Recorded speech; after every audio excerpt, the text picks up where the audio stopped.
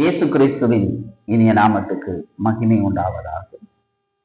இந்த நாட்களிலே நாம் ஒரு வேத பகுதியை வாசிப்போம். யாத்ராகம புஸ்தகம் 20ஆம் அதிகாரம் அதில் 4வது வசனம். மேலே வானத்திலும் கீழே பூமியிலும் பூமியின் கீழிருக்கு தண்ணீரிலும் உண்டாயிருக்கிற ஒப்பான ஒரு சொருவத்தையாகிலும் யாதொரு விக்கிரகங்களை ஆகிலும் நீ உனக்கு உண்டாக்க வேண்டாம், நீ அவைகளை நமஸ்கரிக்க வேண்டாம். நான் உன் தேவனாய கர்த்தர், நான் எரிச்சல் உள்ள தேவனாய் இருக்கிறேன். என்னை பகைக்கிறவர்களை குறித்து பிதாக்களுடைய அக்கிரமங்கத்தை பிதாக்களிடத்தில் 3ஆம் 4ஆம் தலைமுறை மட்டும் விசாரிக்கிறதாயிருக்கிறேன். இந்த வேத பகுதியிலே பார்க்கும்போது வேதத்திலே சொல்லப்பட்டிருக்கிறது, மேலே வானத்திலும் கீழே பூமியிலும் என்று சொல்லப்பட்டிருக்கிறது. மேலே வானத்திலும் கீழே பூமியிலும் என்று சொல்ல போனால், வானத்திலும் பூமியிலும் தண்ணீரிலும் உண்டாயிருக்கிற ஒப்பான இதுக்கு நிறையான இந்த இயற்கைக்கும் வானத்துக்கும் பூமிக்கும் இயற்கையான காரியங்களுக்கும் ஒப்பான இதுக்கு மேலான ஒரு சொருவங்களை உண்டாக்க வேண்டாம் என்று வேதாகம் தெளிவாக கற்றுக் கொடுக்கிறது. அது தேவனுக்கு விசாரிக்கிறவராய் இருக்கிறாரு. அது மாத்திரமல்ல, அவர் எரிச்சல் உள்ளவராகவும் இருக்கிறார் என்று இந்த இடத்திலே நாம் பார்க்கும்போது தெரிகிறது. நாம் இந்த நாட்களிலே கூட இயேசு கிறிஸ்து மாம்சமா பிறந்து மாம்சமாய் வளர்ந்து அவர் மரித்து ஆவியினாலே எடுத்துக் கொள்ளப்பட்டதை நாம் பார்க்க முடியும்.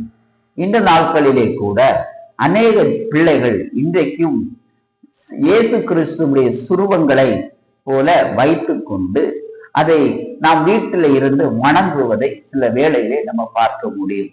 அது ஒரு தவறான செயல் என்று வேதம் சொல்லுகிறது. ஏனென்றால் வானத்துக்கும் பூமிக்கும் இருக்கிற விட வல்லமை உள்ள தெய்வம் ஆண்டவராய் இயேசு கிறிஸ்து. அவரை ஒரு சிறுவத்துக்குள் வைத்து அதை கீழே மண்ணினால் செய்யப்பட்டிருக்கிறதை வைத்து நாம் என்ன செய்ய முடியாது? அவருடைய நம்முடைய பாவங்களுக்காகவும் நம்முடைய சாபங்களை என்ன செய்ய முடியாது? மாற்ற முடியாது. அதை வணங்கினால் அதை மாற்ற முடியாது. அதை நீங்கள் நன்றாக புரிந்து கொள்ள வேண்டும். ஆண்டவராய் இயேசு கிறிஸ்து இன்றும் ஜீவிக்கிறவராய் இருக்கிறார். அவர் ஒரு சுரூபத்திலே வாசம் செய்கிற தேவன் அல்ல. அவர் ஒரு விக்கிரத்துக்குள்ளே வைத்து வாசம் பண்ணுகிற தேவனும் அல்ல. அவர் மனிதனுக்குள்ளே உலாவி மனிதனுக்குள்ளே நடப்பிக்கப்பட்டு அவர் நம்மளை விசாரித்து நடத்துகிற தேவனாய் இருக்கிறார். அதான் தேவன், அதான் ஆண்டவராய் இயேசு கிறிஸ்து. அதை நீங்கள் நன்றாகவே புரிந்து கொள்ள வேண்டும். இந்த வார்த்தை தேவனுடையதாய் இருக்கிறது. வேதத்திலே நம்மை தேவனை குறித்து பார்ப்போமானால், நியாயப்பிரமாணத்திலே உடன்படிக்கை பெட்டியாக அவர் வெளிப்படுத்தப்பட்டார். இந்த பூமியிலே வார்த்தை வழியாக வெளிப்பட்டார். புதிய ஏற்பாடிலே எருசலேம் தேவாலயத்திலே அவர் வேத புஸ்தகத்தை விரித்து வாசிப்பதை நம்ம பார்க்க முடியும். அப்படியானால் தேவாலயத்திலே முழுவதுமாகவே அது உடன்படிக்கை பெட்டியாகவும் தேவனுடைய வார்த்தையாகவும் தான் இருக்கப்பட்டது. அதை ஒரு இடத்திலும் சுருவங்களை வைத்து அவர்கள் செய்வதை எல்லாம் தேவன் அருவருக்கிற காரியமாக தான் இருக்கிறது. இந்த தினத்திலே இன்று நீங்கள் வியாதியோடு இருக்கிறவர்களாய் இருக்கலாம், நீங்கள் பிரச்சனைகளோடு இருக்கிற பிள்ளைகளாய் இருக்கலாம். இப்படிப்பட்ட தவறுகளை செய்ததை நிமித்தம் வேதம் சொல்லுகிறது, இந்த பிள்ளைகளை 3ஆம் 4ஆம் தலைமுறை மட்டும் என்ன செய்வாராம்? விசாரிக்கிறவராய் இருக்கிறாராம். அவர் விசாரிக்கிற தேவனாய் இருக்கிறார். ஆனாலும் நம்முடைய வேதத்திலே சொல்லப்பட்டிருக்கிறது, இயேசு கிறிஸ்து ரத்தம் சகல பாவங்களை கழுவி நீக்கி சுத்தமாக்கும் என்று வேதம் சொல்லுகிறது. நாம் இப்படிப்பட்ட விசாரிக்கிற வேலையா இருக்கலாம், இதனால வந்திருக்கிற வியாதிகளா இருக்கலாம், இதனால வந்திருக்கிற கடன் பிரச்சனைகளா இருக்கலாம், இதனால வந்திருக்கிற குடும்பத்திலே சமாதான குலைச்சலா இருக்கலாம்.